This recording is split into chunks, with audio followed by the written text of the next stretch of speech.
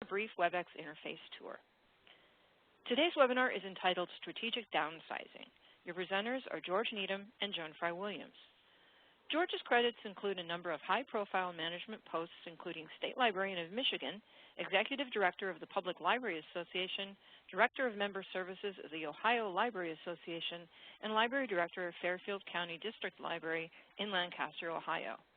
He's also part of the executive team at OCLC, a nonprofit library service and research organization and the world's largest library consortium. Joan has worked as a successful librarian, consultant, vendor, designer, trainer, and evaluator of library services. She's an internationally recognized library futurist with a special emphasis on innovation and emerging library trends. I'm now happy to introduce George and Joan. Thank you, Eileen. Appreciate your introduction. It's always a good idea when you're starting a topic is to start with the greats. So I'm going to start with a little quote from the Bard here.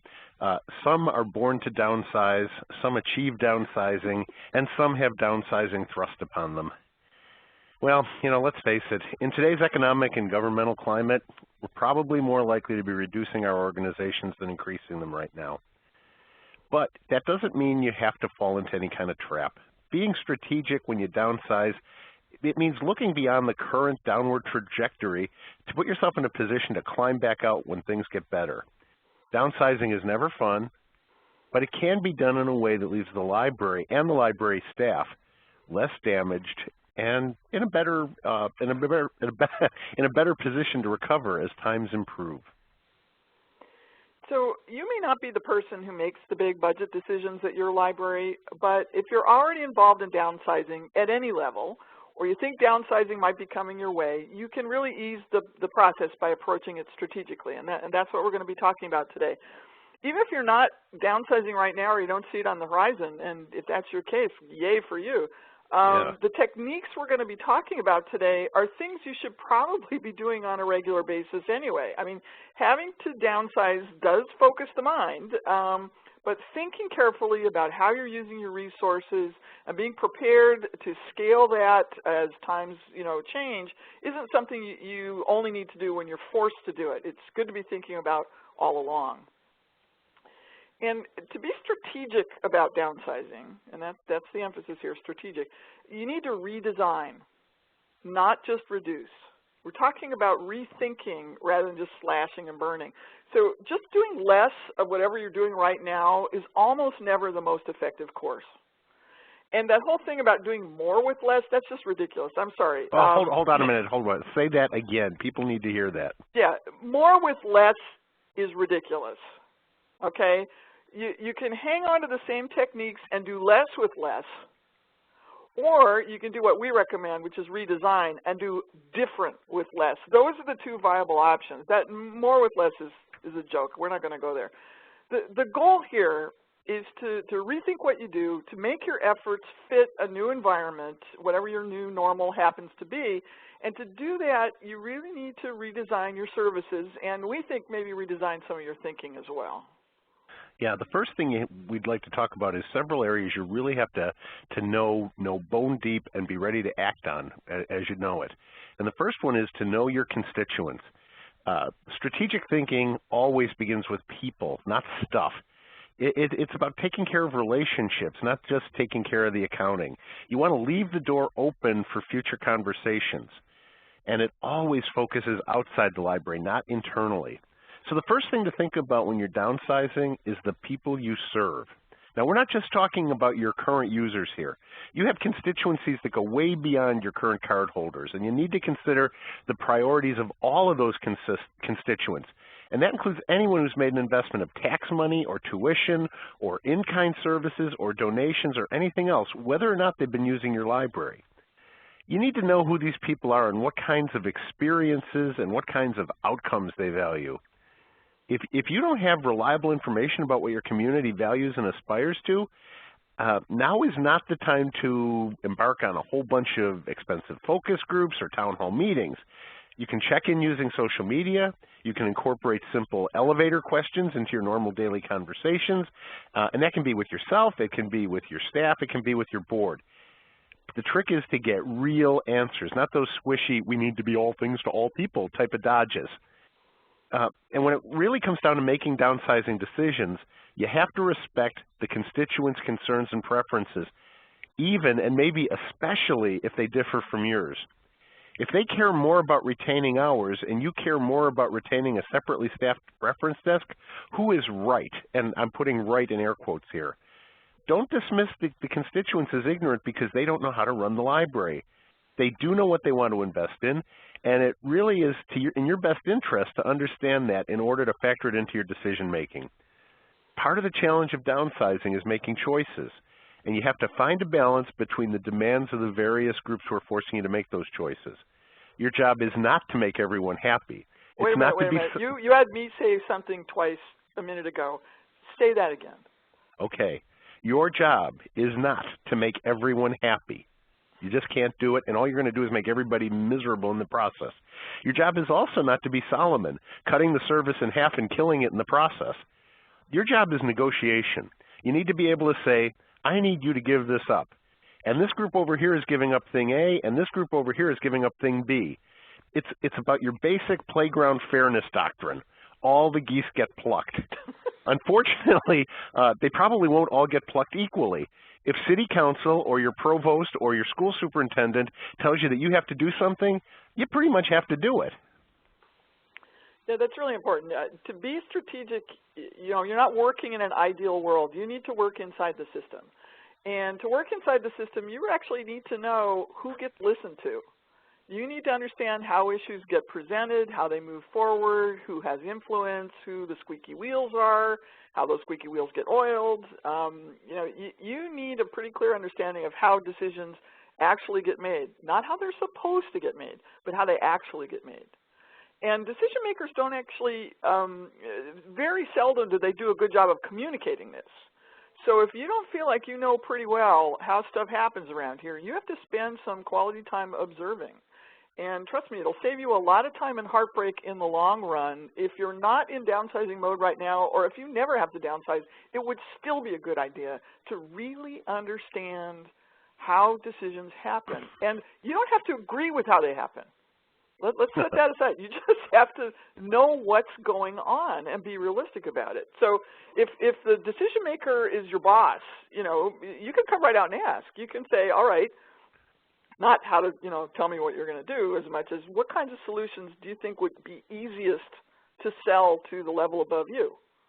Okay, so get their advice on what they think will sell. Is there anything that's off limits? It's remarkable to me how few library people ask that question up front. Is there anything that's off limits? Tell me where the third rail is. Don't make me waste my time coming up with something that you know is going down in flames already. Another way to talk to somebody who's in a position of decision-making authority is to say, what bases should I be sure to cover?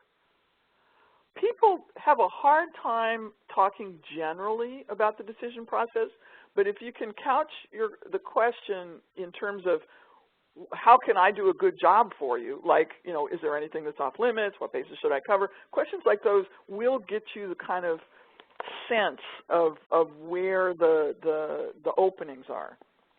Once you know a little bit more about how the decisions get made, you need to be very diligent about checking in with each key player who sort of gate controls a decision point. Because what you're looking for in any kind of downsizing process is a no surprises kind of experience. If you're uncertain, if you don't actually know for sure whether someone is part of the power structure, especially if you think that someone has a role behind the scenes and they're not technically on the org chart, in a decision position, you still have to find a way to keep that communication line open. And when in doubt, communicate.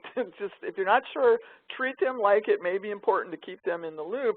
If they're not in the official chain of command, you're going to have to do that without giving the appearance of an end run or trying to bypass the official process. So a little bit of political sensibility is really important here.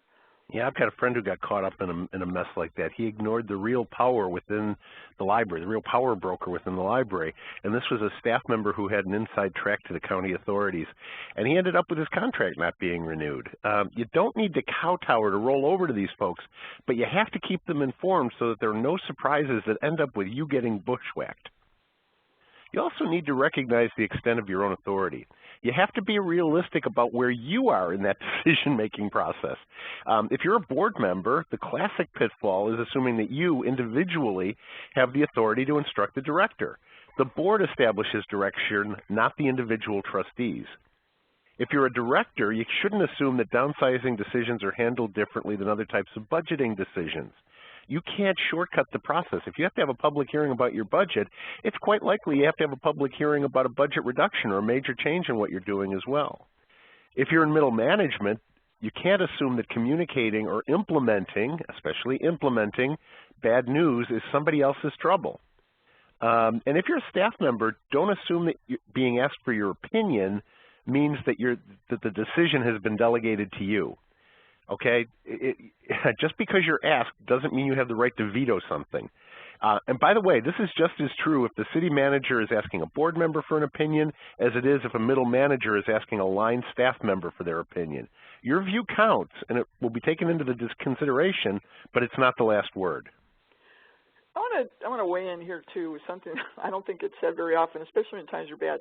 Whatever your level of responsibility, if you can, try to cut the other people some slack. I mean, I have a client who shall remain nameless, and I was in a big staff meeting at this library, and this is at a time when every single government department in their jurisdiction was being totally slashed. I mean, everybody was just bleeding around these budget cuts. And in this library staff meeting, this longtime library staff member stands up and says, well, you know, if the director was doing her job, we wouldn't be having these cuts. And it was like, what are you smoking? I mean, the entire, you know, jurisdictional budget is in the tank. Everybody is having this problem. No one is exempt. They're cutting law enforcement. They're cutting everything. Right. And you think that you have a bad boss because she didn't spare you from an inconvenience? I mean, yes, it is hard to go through this stuff. But once you start deciding that it's someone else's fault that you're suffering and you spend more time blaming them than in trying to solve the problem, you're really not being strategic, for one thing, and you're not going to come up with a good solution. So as irritating as it is to be downsized, if you can try hard not to blame your boss because it's happening to you, you probably end up, whoever your boss happens to be, you probably end up with a happier result. Well, part of that, too, is knowing what the networks are. Good communications are always important, but when you're downsizing, they're absolutely vital. You need to get your communications on stable ground, and it's always better to do this before you have the ask. You need to make sure your network of contacts is in place. And I'm not talking just inside the library, but outside as well. You need to have them in the media, you need to have them in government, you need to have them in the business community, wherever the levers are within your community. Now, if you haven't already established these contacts and the downsizing hits, it's a pretty tough time to start making the contacts. But you still can't ignore this step. You just need to reach out to the communities. You need to keep elected officials informed about what you're doing. They don't want to be surprised and bushwhacked by their constituents either. When the reporters call, and they will, resist the temptation to either sugarcoat the situation or to over-dramatize it. Present the story without emotion and without putting any sort of a Pollyanna spin on everything. Now, while you're downsizing, you'll use your networks to spread accurate information.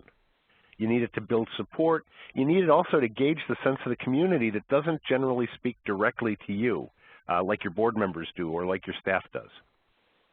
And part of that conversation, if at all possible, is to stay focused on what you do have and what you can do with it, to know your assets and feature those. If you start whining or poor-mouthing or playing the victim, those are all losing strategies. Because if you look like you're on the way down anyway, people will not be inspired to continue investing, either money or their time and energy.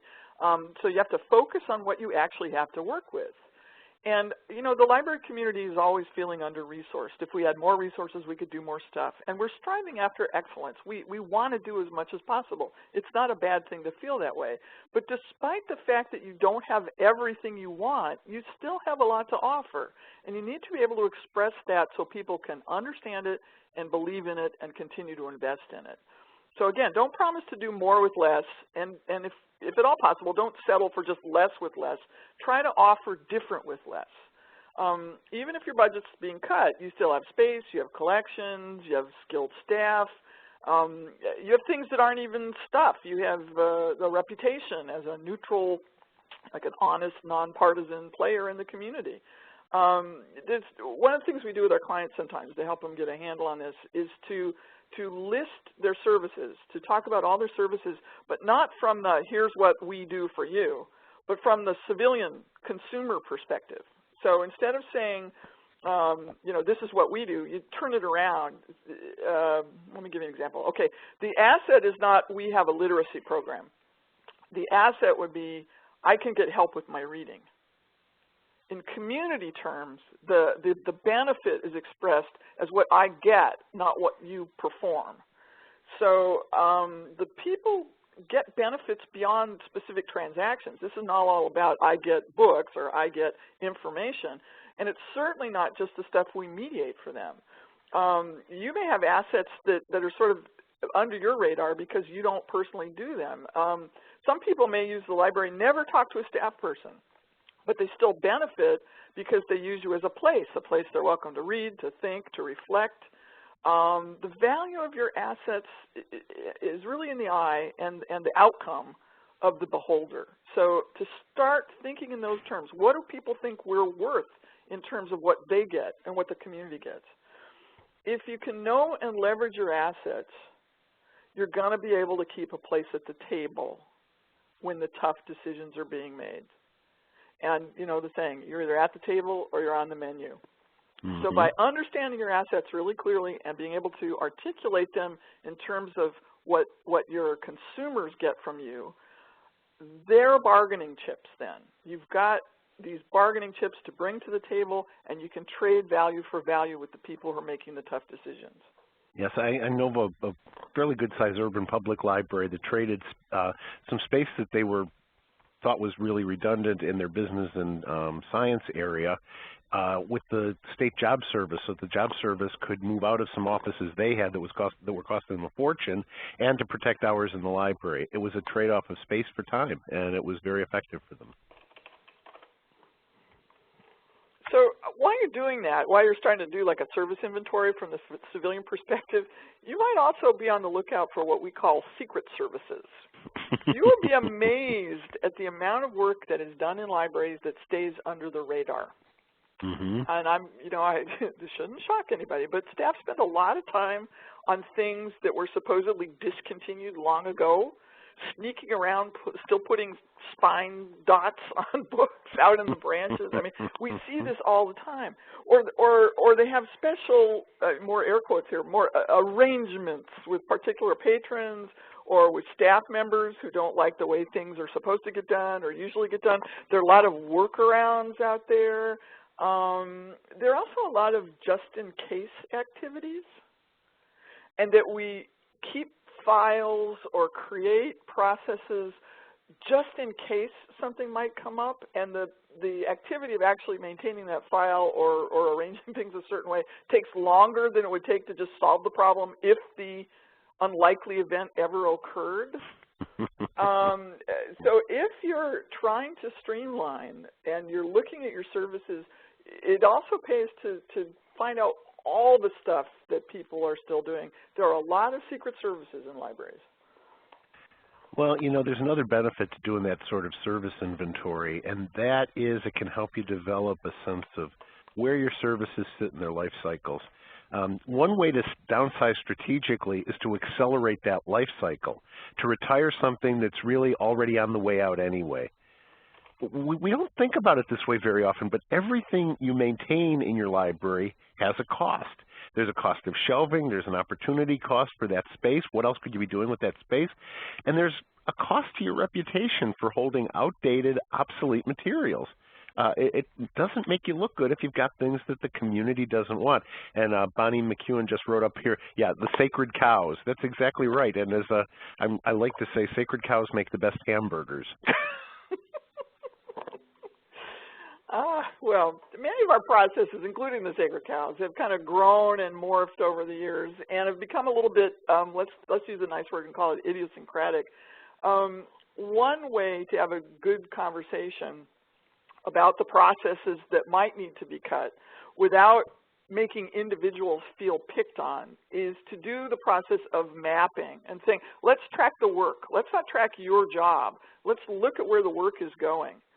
And I don't know who caught Gina Millsap's process improvement webinar last week, but it is archived on the InfoPeople site. And it's a very good introduction to how you would go about saying, all right, let's just map the workflow and see if there are steps that we could consolidate or things that are being duplicated or stuff that we could do a little bit different way and make it faster. It is much easier to talk about the work once you've got it mapped out than to sit around in a circle with staff and brainstorm about, well, what can we get rid of?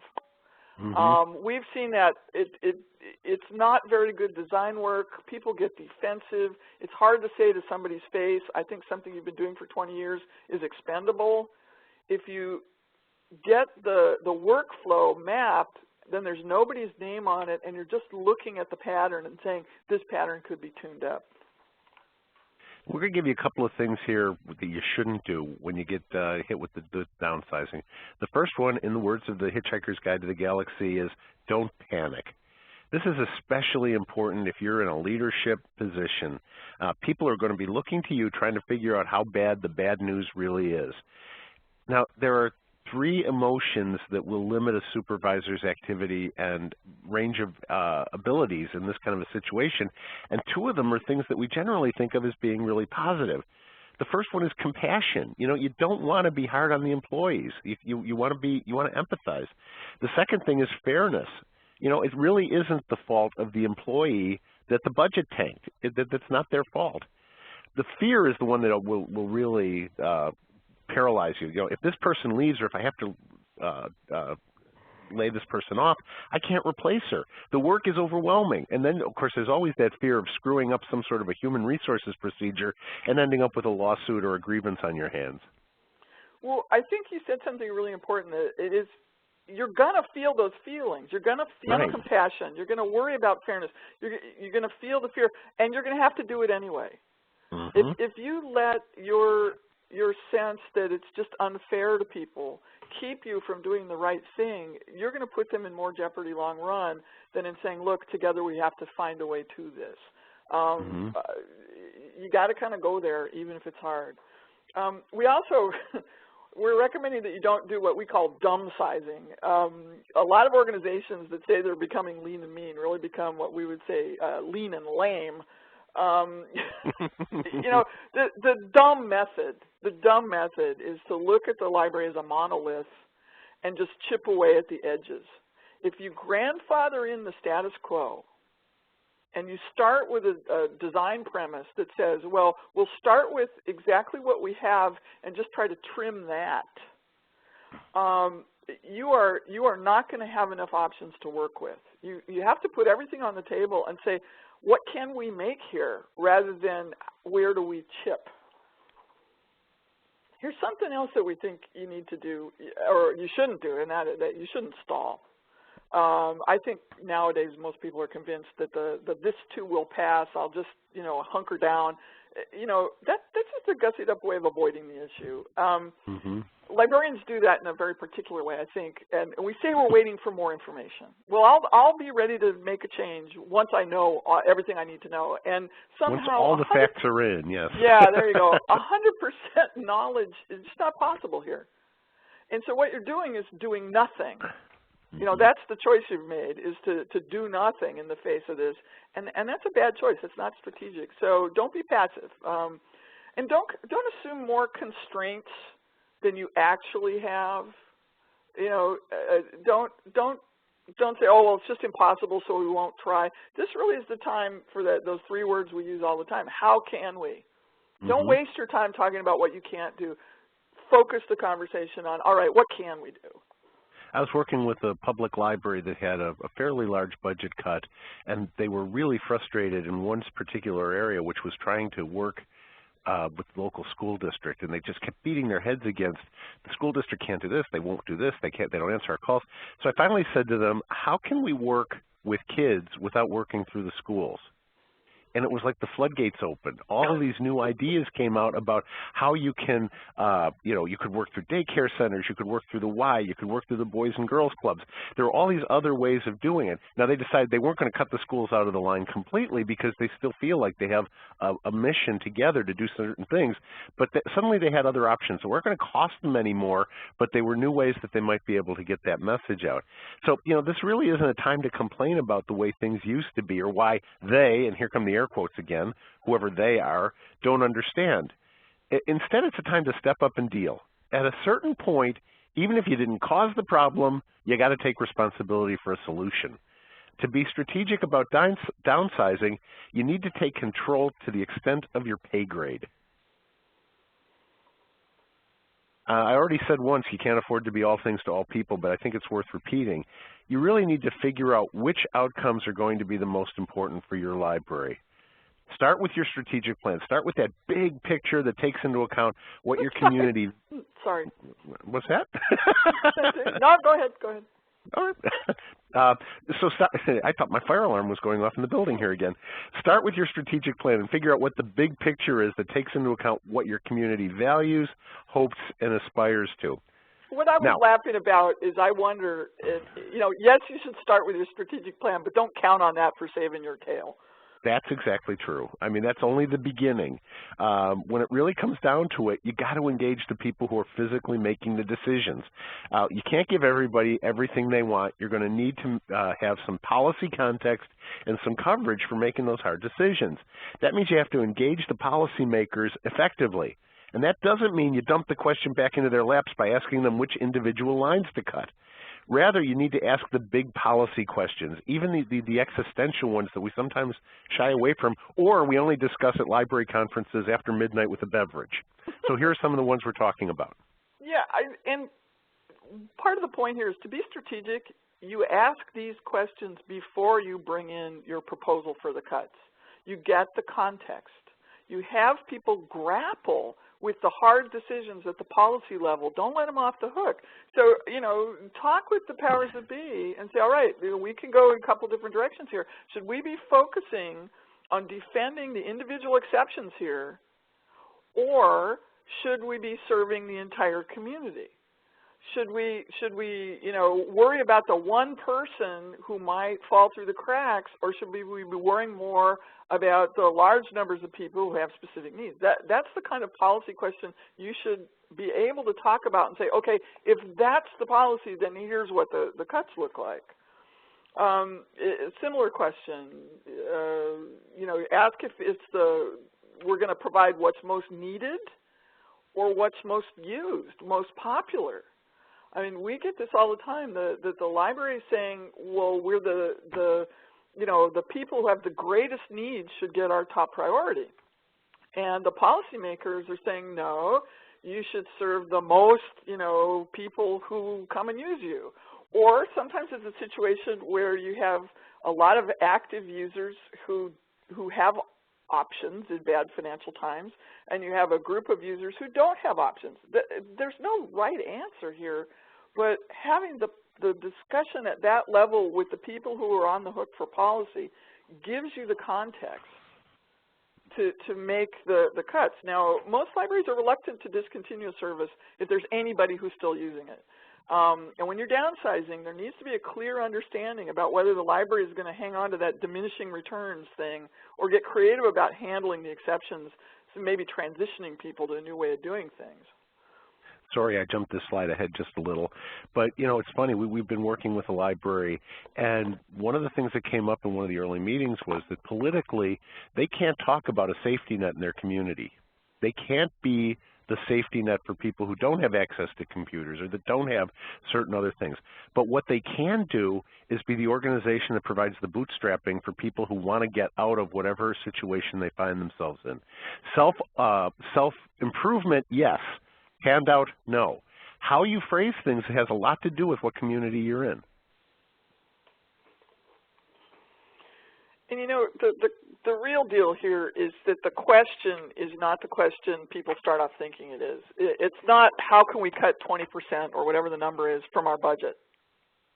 The challenge, the real question is how can we redeploy the 80% of our resources that we do have still to address as many of the outcomes as possible. And I'm following along the chat that's saying, wow, if we ask the decision makers, some will say one thing, some will say another thing. How do we do that? It may be that you have to say, you know, not all or nothing on any of the resources, but you don't just cut everything by 20% and say you're done. You say, we've got this much left. Where are we going to get the most return for that? And who defines what return is? That has to be policymakers with some responsibility for that. Another part about not doing that across the board thing is that you really, really need to try to avoid the death of 1,000 cuts. As painful as this sounds, one of the mistakes that people make is not cutting deep enough, not facing the reality of what's happening. They try to eke it out over a long period of time, and that is just so soul-sapping and so morale-crushing. Don't kid yourself about the depth of or the duration of the downturn, and don't stall hoping for a miracle. Making the changes quickly is like taking the Band-Aid off with one quick pull. It hurts for a minute, but it will probably be less painful in the long run. And I got to say, losing more every day, going home on Friday and coming back on Monday and seeing, oh gosh, something else has gone away, is a lot harder than taking one big cut and regrouping. It is, It is really, really demoralizing to have that, when will this ever end, you know, constant bleeding, like do it and then move on if you can. Exactly. And the key word here is to focus. To focus on the work and not on the workers, and that's very hard to do. You know these people, you care about these people, but the library is not just an employment service for library staff. The library has a relationship to the outside community, and you have to look at what work product is coming out and how you're going to continue the work product that makes the biggest difference through the eyes of your constituents, not through what they taught you in library school or some other perspective. You have to take a system approach, and you have to treat the human resources like resources, not in a depersonalized way, but not with the decision-making around I'm going to hurt their feelings or staff won't enjoy this. You have to link the changes to the outcomes and say, if what the community is telling us or what the powers that be are telling us is this has to be a priority for us, then you really need to deploy the resources you have towards that priority. And if you get a message that service to undergraduates is more important than service to the outside community, for example, even though you like serving the outside community, you may have to suck it up and say, no, I'm going to do what these people are telling me has to be the priority, because regardless of what I enjoy the most in my work, I have to produce that outcome. I have to do the product. And then another part of this is recognizing what you do have left, recombining the assets that you do have so that you can revise your operations to fit the new reality. James Umbeck on the chat had a really good point here to look at not duplicating services that are already offered in other parts of the community, understanding what's already out there and allowing you to use the assets that are uniquely yours in ways that other agencies aren't is really important. And as he notes, there will be some overlap, but it should be minimized, and that's probably a good idea. So what you really need to do is to know what strengths you have, not only that you can continue to leverage and to offer to the community in a non-redundant way, but also what strengths do you have that don't need any infusions of new money. For example, you've already got meeting rooms. You've already got a current and a historical collection. You already have bandwidth that's not available freely in most of the rest of the community in most cases. These are strengths that you can have that you can continue to build from for the next generation of library users. And we're not talking about just watering everything down. Remember, it's better to do a few things really well than to do a lot of things that are really mediocre. And this is hard, you know, for the all things to all people folks. But you know, just think about it. A restaurant that specializes in one type of food is going to serve that better than a restaurant that has a 42-page menu and tries to serve French, sushi, Greek, Italian, Chinese, every kind of cooking on earth, right? Right, and you know, if everyone is welcome, they're going to have a diversity of needs. We're not arguing that, but I guess I'm trying to make a case for hanging on to something that you can be good at and proud of, rather than having everything be so dumbed down that it's just crummy and you can't be proud of anything. Find something the community values. You know, find something that's not just a justification for, you know, what library people want to do. Get a real, you know, outcome that they'll like and that you can be proud of, and be as excellent as you can be about it. I feel that people lose sight of the possibilities because they're in downsizing mode. You know, this is a stretch, but it was in the depth of the Depression that some of those great movies were made. Ideas don't go away just because the money's a little short. So, you know, be a center of excellence. If the one thing that people care about is getting kids ready to start school, by golly, do that and do it really well. And be creative about doing it on a shoestring if you have to. Yeah, I've got a friend who runs a small public library, not small, suburban public library, in a community where they happen to shoot a lot of movies on location. And she decided that one of the ways that they could be really reflective of their community without spending a lot of money is to create a collection of the films and TV series and other things that had been produced in that community and make it a special collection to focus on her county on film. And it's gotten a lot of really good press, and it hasn't cost them practically anything. So it's a different way of looking at what they have to offer. And another important step that I think is often missed is agreeing on what functions really are mission critical. You know, people think they know. Well, it's reference. Oh, it's CERC. Oh, it's children's. Oh, it's you know, graduate students. Whatever. You actually have to have this conversation. We've been in management teams and we said, okay, you know, sort of what business are you in? And 8 people have 8 different answers about what the priority is. So A, you need to decide what's critical, and then once you know that, you need to know what skills and capabilities are needed to support those functions. And do you have any bench depth there? We see too often that people stay like an inch deep over far too many functions rather than being secure in a smaller number. That's not efficient and it's not strategic. You cannot sacrifice sustainability when you're in this situation. It is not efficient to eliminate all redundancy. You really do have to have a strategy for when somebody calls in sick. You don't want to be that critically vulnerable at important points. You need more than one person who knows how to do most of the important stuff around your place. If there's only one person who knows something, you're asking for trouble. You're inviting bottlenecks. You know, you need fewer solo specialists and more utility infielders in this kind of environment. So if you're a manager and you see that you're vulnerable in a key area, you really need to start some training, some development there. It is a classic mistake to think that you can go shallow on important stuff. Even if the money goes away, you got to back yourself up. And you know, you need to find some training opportunities that aren't expensive. YouTube is your friend. More to the point, the Info People webinars, you know, are the right price point. What this is all talking about is starting to build the base for recovery. You want to look for things now that you can do that can be scaled up as times improve, so that when you move to a new place financially, you're moving to a new place, not just backing up to where you used to be. We're not looking at restoring or reinstating what used to be. We're really looking at redesigning services that are appropriate for the future. And like I said, we really want to keep the training and the learning going on, and you may have to find free ways to do it, but you still need to do it.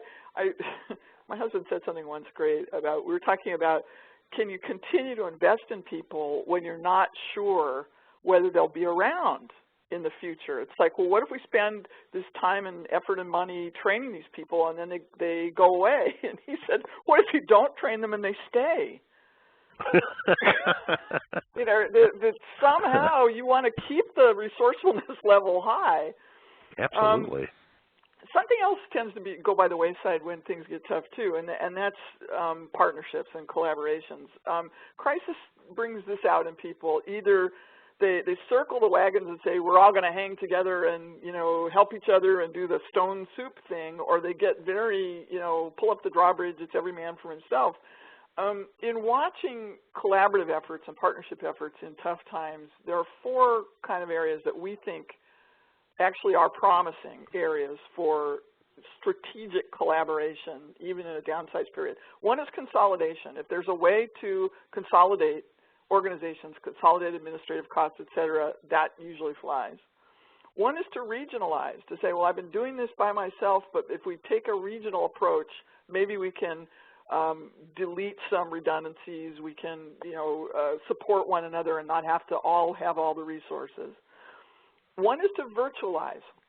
When you're downsizing, it's a good time to think about whether some things can move to an online or virtual presence. And then just sort of automation generally, technology generally, sometimes, not always, but sometimes is a good bit more affordable if you do it on a collaborative basis. So it takes a certain kind of goodwill, and you have to think big even when times are tough, but those four areas, consolidation, regionalization, virtualization, and automation, are good candidates for partnership when times are bad. In fact, the conventional wisdom says that while you're downsizing, you can't do anything new. You can't add anything that you haven't tried before. I'd say this may be exactly the time to move into a new area, especially if your community is in trouble. I have a friend who was library director in Michigan, and in the areas around Detroit, things were pretty tough for a while there. They're doing better now.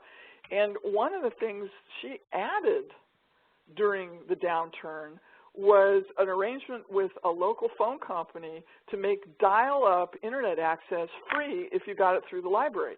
The phone company they were making their money on their broadband and their high-speed access, but they still had capacity for dial-up and nobody was buying it.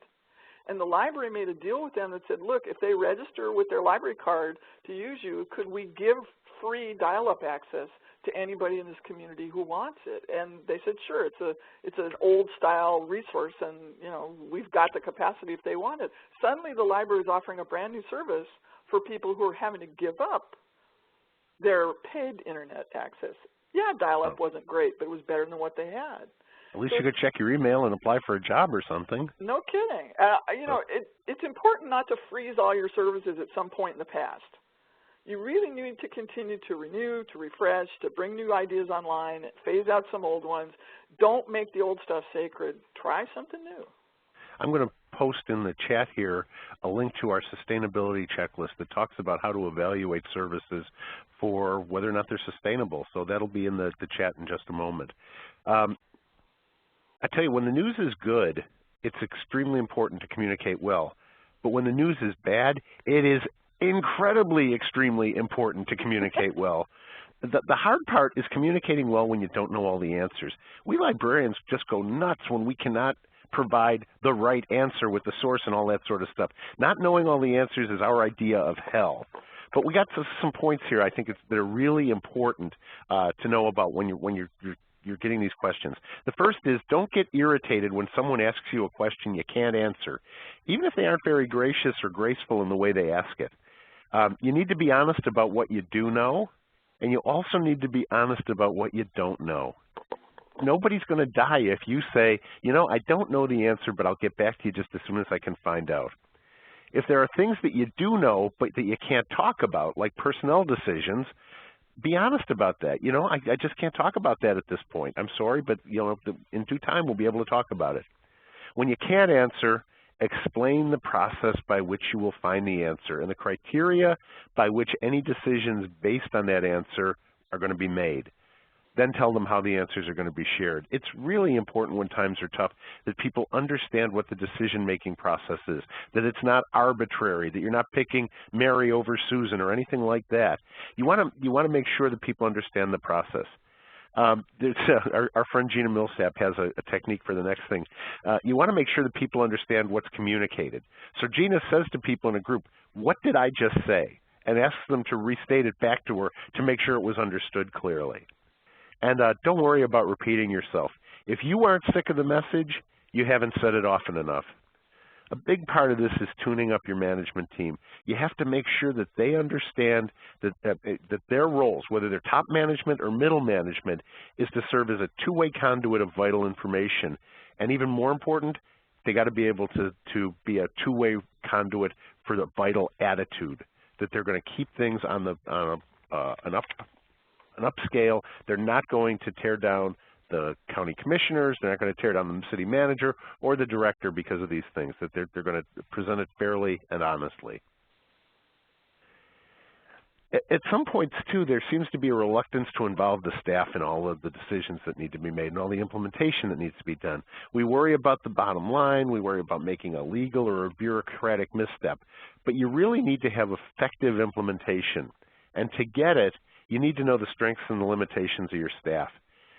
You know, do you work with people who can rationally sit around a table and discuss multiple scenarios without jumping to conclusions or taking offense that a potentially difficult suggestion may have hit the table?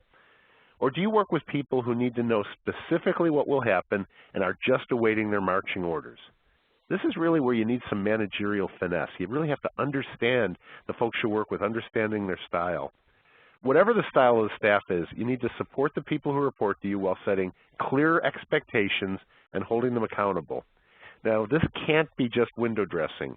You have to listen to, you have to consider their input fairly, and again, if it's at all possible, you should reveal your decision-making criteria before you have the conversation. Look, these are the 4 things I have to get done. I have to satisfy the county supervisors. I have to make sure that we have these bills paid. I have to make sure that we're not going to cut the children's services because we were ordered to do that by the board.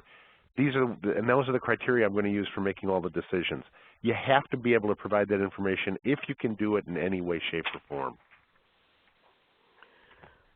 I also think if you're going to ask people to sacrifice, you have to show them. Not just tell them, but show them, show other people that you're sacrificing too. Mm-hmm. And the greater your responsibility in the organization, the more important it is for you to demonstrate your willingness for you to make a change.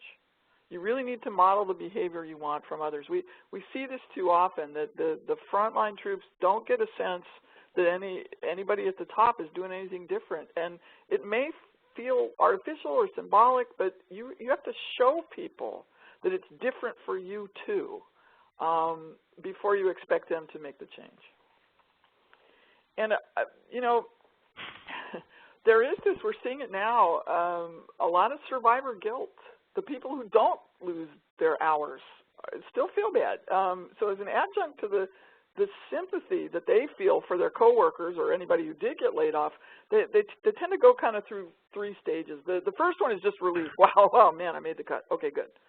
And then really soon after that, it's, oh man, I have to do all this work. and you know, this overwhelm, overload thing. And then the third thing that comes right after that is those people just don't appreciate me. You know, it's like I'm working my, you know what, off, and nobody appreciates me, and I have it so hard. And this is normal. I mean, this is just classic. But you start to see changes in personality. You start to see outgoing people who are kind of silent. Maybe their work quality isn't as good. Absenteeism goes up. There's anxiety. There's pressure. Some people actually get depressed. When employees feel loss of control, it's stressful. So you really, you know, we keep harping on this. You've got to keep the information flowing. Make sure that people know what's happening. Know if this is it and there won't be more cuts till, you know, like this is it until the new budget comes. Give them a sense of the time scale. Make sure that anybody who's still on the job actually knows what's being done for the people who aren't there anymore. If you all your permanent people stayed and your part-timers or your temp didn't, then the permanent people need to know actually that you know, what are you doing for those folks? When somebody who's been let go has some good news, gets a new position or whatever, make sure that word goes around. so that the people who still have a job don't feel so guilty that they have a job while this other person's suffering. And really encourage people and find ways for folks to stay in touch with the former coworkers. Keep their email stuff alive, let them stay in the staff association. Find a way to let them know that everybody's still thinking about them, and for the survivors to have a way to not feel like they're being harsh. As much as people genuinely care about their ex-colleagues and feel empathy for them, you may also see something else, and that's some anger might surface. Resentment is kind of the other side of the guilt. What starts as the sympathy for other people can turn into disgruntlement when your work life is kind of harried, you don't feel appreciated, you think you're going to end up tossed aside. If you're a manager, you need to deal with that too. You need to make it very clear that you're not going to just say absorb all this workload, that we're going to change the work, we're going to redesign, and we're not going to just pile it all on whoever's left. And if you're the one who's starting to feel resentful, ask your boss directly, what can we take off my plate? What can I treat as a lower priority? One of the traps we fall into occasionally is that we canonize the past. No one wants to go back to manual circulation, even though the transition to those first automated systems was an absolute bear to get through. But suddenly, when we hit the wall here, the stuff that we were just kvetching about the week before suddenly becomes some sort of a sacred golden age, untouchable, pristine. Come on, let's be real about these things. The past had its issues too. And we need to treat the differences of opinion here as honest differences. I see sometimes people just demonizing anybody who disagrees with them or a decision maker who's made a decision that's not popular. People do what they have to do, and it's not a moral failing or a sign of hidden motivation or evil intent. To resolve these shortfalls really takes honest discussion and consideration of alternative points of view, and you can't treat every alternative as an act of destruction.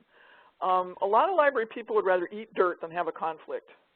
Mm-hmm. Yep. Because they don't know how to argue. They don't know how to have a difference of opinion without it getting personal. They ought to watch us put these slides together. It's like, your idea sucks, but you're an okay guy. I mean, that's how we, because arguing about personal intent resolves nothing. You Right. have to work through the differences to get a meaningful, sustainable result. Don't waste time accusing other people of having evil intentions. There's another thing that sometimes falls into the trap, and that is you get to the point where you want to just pay people back. Oscar Wilde once said, revenge is a dish that is best served cold, but actually we believe that revenge is a dish that shouldn't be served at all. Get out of the kind of mindset that says, we'll show them, they cut our budget, we'll cut their favorite services, their favorite hours, their collections.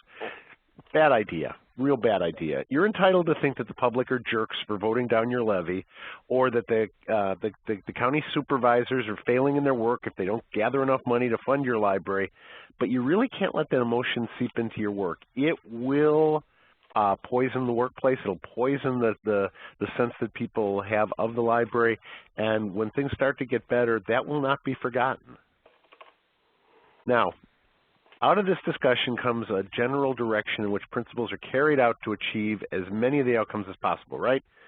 But if a staff member can't square his or her principles with what's demanded on the job now, and I hate to say this, but the fact is the onus is on the staff member, not the library.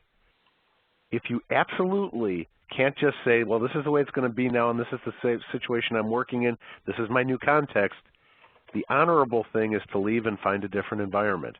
The dishonorable thing is to stay and complain, to sow discontent, and to criticize the director or the board to the public, to your fellow workers, to the media, to the people who read your blog, any of those things.